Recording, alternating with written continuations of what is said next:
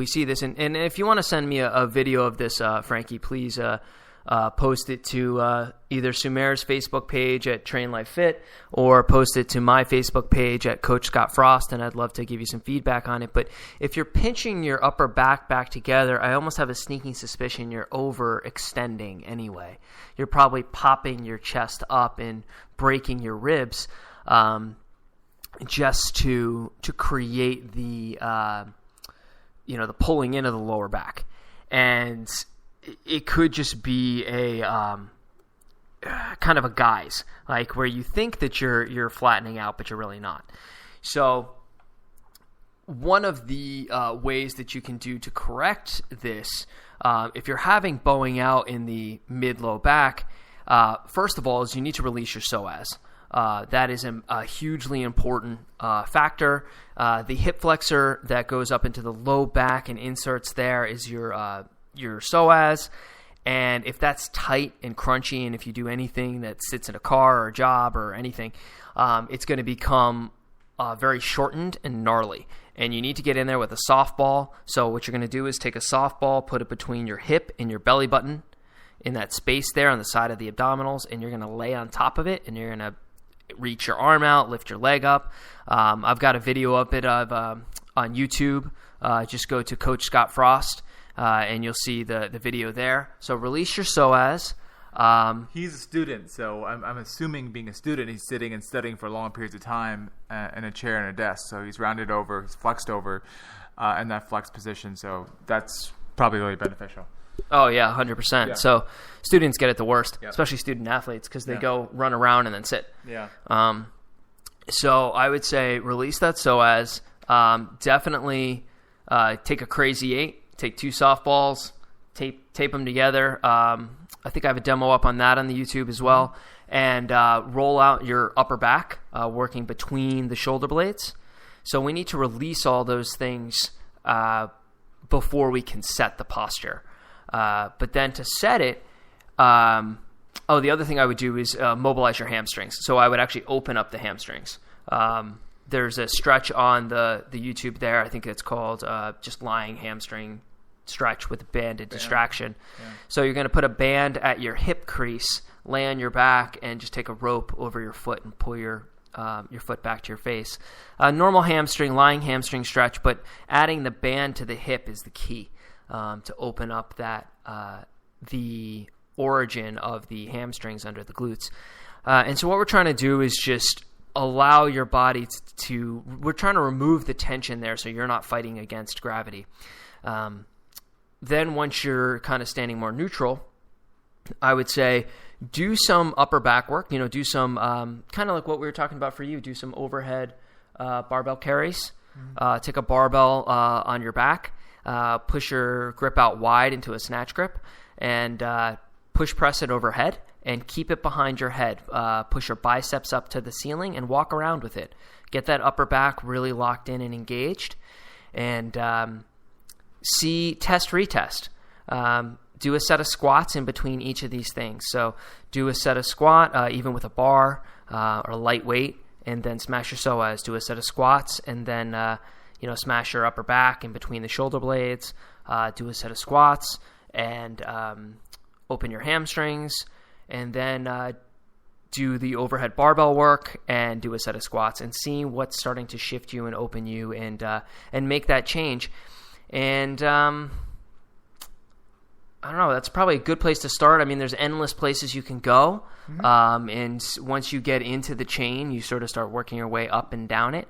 In terms of ab work, flexion is not going to help your problem, because if you're, as you say, if your low back and mid back is sticking out, you're already in flexion. So I would do abdominal work in the opposite direction. I would do eccentric or anti-flexion. So brace your legs either underneath a squat rack, or have someone sit on your feet. You could do it on a glute ham raise or something where your feet are anchored in.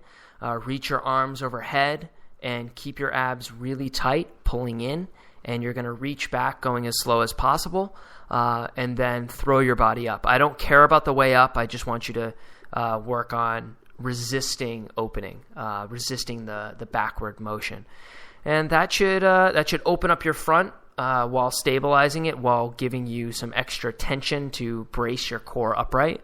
Open up the tissues in your back, your hamstrings, and load that upper back to get that braced position. Any extras? Yeah, I mean, and I'll add more in the YouTube video, Frankie, but that's part one. Mobility is huge, right? Mobility is multi-level, like Scott was saying.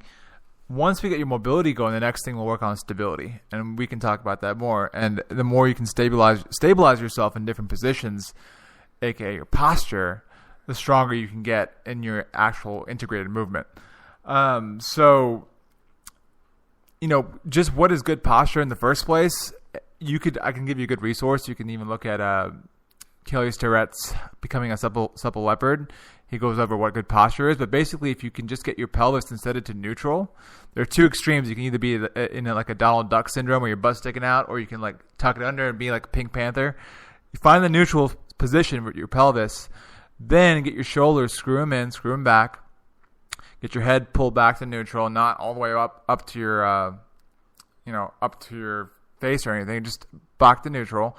And with your abdominals, just slightly crunch them. And just test that position, see if you can maintain that. And if you can't maintain that, definitely mobilize like crazy first. And then we'll go into stability later. But work that out, see how you feel. Yeah, you should be able to actually stand up against a wall, heels to the wall, with your the back of your hip bones touching the wall, the back of your shoulders touching the wall, and your head touching the wall, without your low back arching out. Yeah. So your low back should be pretty flat to the wall as well. And you should be able to maintain those points of contact. And if your low back is arching out, it means because your butt is tilting back, as Sumer was saying. And if your butt's tilting back, it's forcing your low back forward. And then the reason it's sticking out and rounding when you perform a squat or a deadlift or any other movement is because you're really working against that fault. So I would say start there. It's good. That's a good one. Yep. Let's see. What was the other? One of yours. Yeah, let's grab one of mine. Let's see which I have here. Let's see, we have a little bit of time. Let's do some of the quick ones. I was asked about egg yolks, actually. So why? Number one, if you're going to, I guess, like, are raw eggs safe? That's kind of the first part. Why separate the egg yolk from the white if you're going to put it in a shake or you're going to eat it? And do you really put egg yolks in coffee? Number one, are raw eggs safe? Well, salmonella is the risk of having salmonella even exposed to your egg is only 1 in 10,000. But what you may not realize, or even I didn't know until I really did the research on this a couple years ago, before I started eating raw eggs, it was something that was a major concern for me, was that salmonella is something that exists on the outside of the shell. So it is a bacteria that lays on top of the shell or on the outside and not inside. So the way that salmonella gets into the egg is that when you crack it, you are driving the bacteria. You're opening up the outer surface and allowing it to come in and infect the inside of the egg. So if it's on the outside, it's when you crack it that it hits your egg as it comes out. So easy, simple way to do that, to get rid of that, is just use a vegetable wash. I use a natural vegetable wash that has grapefruit seed extract and a bunch of other things. Just look for natural veggie washes. And I wash my eggs. And then I crack them, and no worries. Question 2 was why egg yolk and not egg white? And you know this one, right? Go for it. Yeah. So the egg yolk, the reason that so the egg yolk and the white have two separate really components. It's misinterpreted or misthought that the white actually contains all the protein and that the yolk, right, contains only the fat, but that's incorrect. The yolk contains 3 grams of fat, so 3 grams of protein, which is half the protein. There are 6 grams of protein in an egg and 5 grams of fat. In the yolk, there are 3 grams of protein and the 5 grams of fat. So the white itself only contains 3 grams of protein. So the money's in the yolk. I mean, that's where all the nutrient density is, and all that's remaining is some of the albumin and some remaining protein in the white. So the yolk should be treasured. And let me clarify: it's a pasture-raised egg, an egg from a chicken who was raised on pastures and not fed any conventional feed. So they're eating like worms, whatever is on the field, whatever is there. I have a friend actually that is on a farm, and she's like, yeah, what do chickens really eat? They eat worms, they eat bugs, they eat insects. That's what they should be eating. Yeah, they are not vegetarians. Exactly. That drives me batshit crazy every time I see a carton of eggs and it's like vegetarian fed. Oh, you're gonna charge me $2 extra to destroy the chicken? Not a chance. No, like every Looney Tune cartoon has the chicken eating a worm. Like cartoons have gotten it more right than we do. But so you take your egg, and when you separate the white from the yolk, eating the yolk raw is not only safe, especially if you wash the outside. It takes your risk down to, I think it's like 1 in 100,000, or even more. So it becomes virtually zero. And the yolk, besides containing the fat and 3 grams of protein, it also contains a vitamin called biotin. And biotin is massively helpful for all of you balding out there. Crush your biotin. Get the biotin in you fast. It's a very important for connective tissue, hair, skin, energy, nerves. It's a very crucial vitamin, and it exists in the yolk. Well, there's a compound contained in the white, in the raw white, that blocks the absorption of biotin. So if you consume a raw white with a raw yolk, you are blocking the absorption of some of those really beneficial nutrients in the yolk. So I just eat the yolk, and then someone on Instagram said, what do you do with the whites?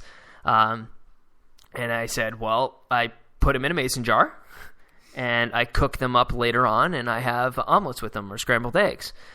Because when you cook whites, it actually neutralizes a lot of the nutrient depleters. So those things that are blocking the absorption of like biotin. So how does this translate to not just separating the egg? Well, if you're going to eat a whole egg, eat it with a runny yolk. Cook the white, eat it with a runny yolk, and you get the benefits of the yolk without blocking it from the raw white. You get all the benefits of the white when it's cooked and all the benefits of the yolk when it's runny. If you're like me and you are raw on the go and you want to get your yolks in, put them in protein shakes, coffee. It's a great emulsifier. Yolks help water and fat mix because they have a little bit of both. So it helps to emulsify fats in your coffee if you're doing butter in your coffee or MCT in your coffee. So yeah, you can put it in some coffee, put it in your protein shakes, and save your whites to cook up later. And then you get all the bang and none of the depleters. If you even want more for your buck, you can even try duck eggs. Significantly larger yolk. A lot of nutrients in there as well. I love duck eggs. Where are you getting duck eggs? You can get them, I get them in Central Market here in Austin, Texas. You can get them at Whole Foods. I think H-E-B even has them, surprisingly. The one I go to, which is surprising, usually I would think your H-E-B would be better, which I think you probably do have them there. I'm assuming you do. But it's awesome. It's amazing. They're huge. What's the color of a duck yolk look like? It's a little lighter in color than a pasture-raised egg, which is like a dark, rich, orangish yellow.